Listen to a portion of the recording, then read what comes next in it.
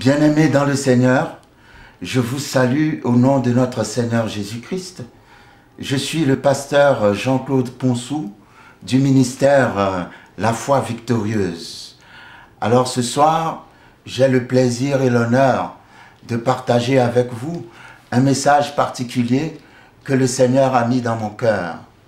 Et j'ai l'assurance et la foi qu'à la fin de ce message, la vie de quelqu'un ne sera plus la même, la foi de quelqu'un ne sera plus la même, mais va augmenter parce que nous allons nous rendre compte au travers de l'étude que nous allons faire que Dieu est un Dieu de grâce et que sa grâce est disponible à toute personne qui est vraiment prête à croire en lui, à recevoir son Fils, notre Seigneur Jésus-Christ, comme son Seigneur et Sauveur.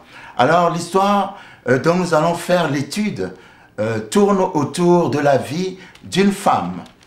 Cette femme s'appelle Ruth. Et nous savons que dans la Bible, nous trouvons deux livres qui portent des noms de femmes. Nous avons le livre d'Esther et nous avons le livre de Ruth. Esther était une juive qui avait épousé un païen et Ruth est une païenne qui va épouser un juif. Et dans l'histoire de Ruth, nous allons découvrir la grâce de Dieu, l'amour de Dieu, la compassion de Dieu. Et j'ai la foi qu'à la fin de cette étude, la vie de quelqu'un sera guérie, restaurée et resplendissante d'une espérance nouvelle. Alors, le titre que le Seigneur m'a inspiré de donner à cet enseignement est le suivant. Ton futur sera plus beau que ton passé. Ton futur sera plus beau que ton passé. Donc je vais vous inviter à suivre avec moi, à entrer avec moi dans cette merveilleuse histoire que nous trouvons dans la vie de Ruth. Je vous invite dans le livre de Ruth, à partir du premier chapitre. Le livre de Ruth est un livre subdivisé en 4 chapitres. Et chacun des 4 chapitres porte une dimension importante, une certaine dimension de la foi. En sorte que, en parlant de Ruth, je peux aussi l'intituler Ruth ou les 4 étapes de la foi. Nous allons voir ces 4 étapes de la foi au fur et à mesure que nous évoluons dans l'étude de l'histoire de Ruth. Donc je vous invite dans Ruth chapitre 1 et je vais commencer à lire le premier verset. Alors Ruth chapitre 1, la Bible nous dit: du temps des juges, il y eut une famine dans le pays. Alors, tout de suite, nous voyons que la Bible nous place dans une période historique pour nous parler de Ruth. Donc, cette histoire dont nous faisons l'étude se déroulait dans une période historique d'Israël qui s'appelait le temps des juges. Alors, qu'est-ce qui caractérisait le temps des juges? Je vais vous inviter dans Josué chapitre, Josué chapitre 24 à son verset 29. La Bible dit: après ces choses, Josué, fils de Nun, serviteur de l'Éternel, mourut, âgé de 110 ans. On l'ensevelit dans le territoire qu'il avait eu en partage à Timnath-Sérach, dans la montagne d'Éphraïm, au nord de la montagne de Gash. Israël servit l'Éternel pendant toute la vie de Josué et pendant toute la vie des anciens qui survécurent à Josué et qui connaissaient tout ce que l'Éternel avait fait en faveur d'Israël. La Bible nous dit ici qu'à la mort de Josué, les anciens qui avaient travaillé avec Josué avaient continué l'œuvre de l'Éternel. Mais nous allons découvrir que lorsque ces anciens aussi, leur temps viendra où ces anciens vont mourir, ils vont laisser derrière eux une génération qui n'a pas été formée. Alors je vous invite dans Juges chapitre 2 à son verset 10, nous voyons, la Bible dit, après la mort de Josué et après la mort des anciens qui ont travaillé avec Josué, Juge 2, verset 10 dit ceci, toute cette génération fut recueillie auprès de ses pères et il s'éleva après elle une autre génération qui ne connaissait point l'Éternel, ni ce qu'il avait fait en faveur d'Israël. Les enfants d'Israël firent alors ce qui déplaît à l'Éternel et ils servirent les Baals. Donc nous voyons que lorsque les anciens de Josué sont morts, ils n'ont pas entraîné une génération, ils n'ont pas entraîné leurs enfants pour que leurs enfants puissent recevoir cet héritage de la foi et continuer cette marche de foi en respectant les commandements de l'Éternel avec l'Éternel.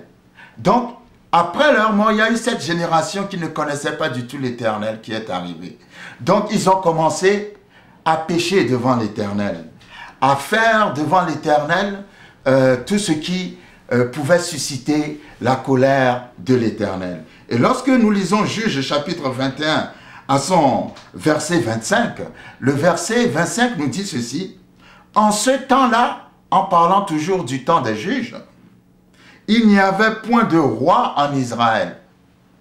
Chacun faisait ce qui lui semblait bon. » Je ne sais pas si vous imaginez une nation dans laquelle chacun fait ce qui lui semble bon.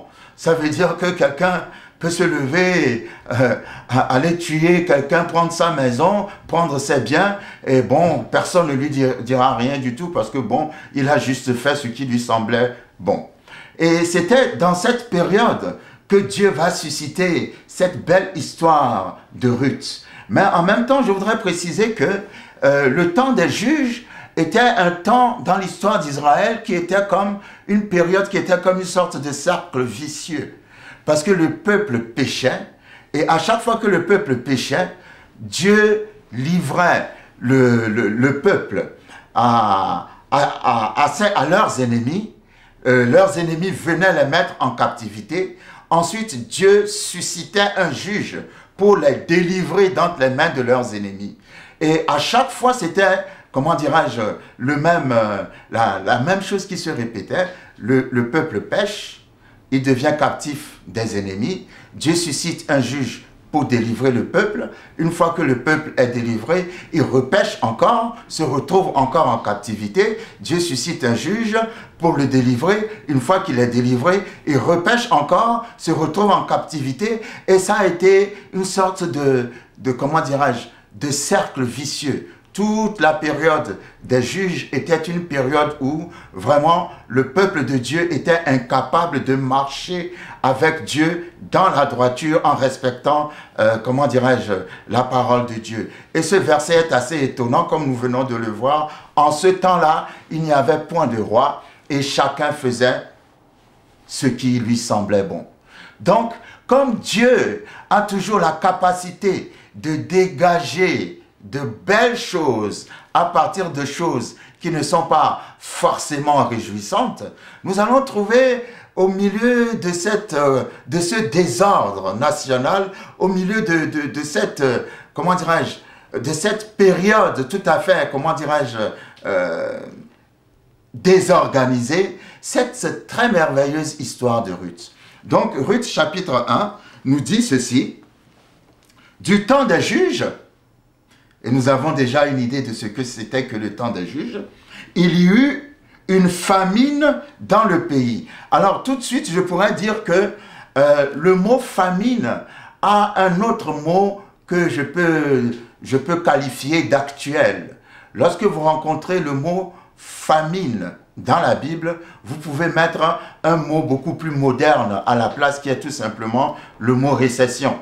Je pense que le mot récession nous parle encore plus aujourd'hui, parce que sur les ondes, nous ne faisons qu'entendre parler de ce mot. Donc, cette histoire se passe dans une période de récession, c'est-à-dire une période qui est tout à fait comparable à celle que nous vivons aujourd'hui. La Bible dit, du temps des juges, il y eut une récession dans le pays, ou une famine dans le pays.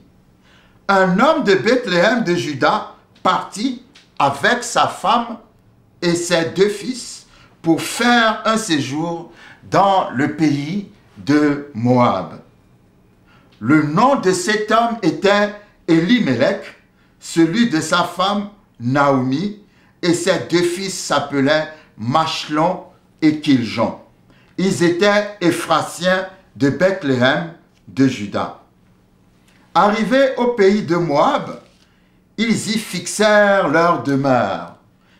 Elimelech, mari de Naomi, mourut, et elle resta avec ses 2 fils. Ils prirent des femmes moabites, dont l'une se nommait Orpa et l'autre Ruth, et ils habitèrent là environ 10 ans. Machlon et Kiljon moururent aussi tous les 2, et Naomi resta privée de ses 2 fils et de son mari. Alors nous allons, avant de continuer cette histoire, voir un peu la signification des noms que portent les différents personnages que nous trouvons dans cette histoire. Parce que en hébreu, chaque nom a une signification, porte un sens particulier qui donne aussi une certaine dimension au rôle et à l'histoire dans laquelle se trouve ce personnage. Donc, la Bible dit que le mari de Naomi, alors, Ruth chapitre 1, verset 2, le nom de cet homme était Elimelech, celui de sa femme Naomi. C'est bon de savoir ce que signifie Elimelech. Alors, Elimelech est un nom, je peux dire qu'on peut diviser en 2. Eli vient de la racine El, qui est le nom de Dieu. Et Melech, en hébreu, signifie roi. Donc, Elimelech signifie « Mon Dieu est roi ». C'est un très beau prénom, Elimelech, qui signifie « Mon Dieu est roi ».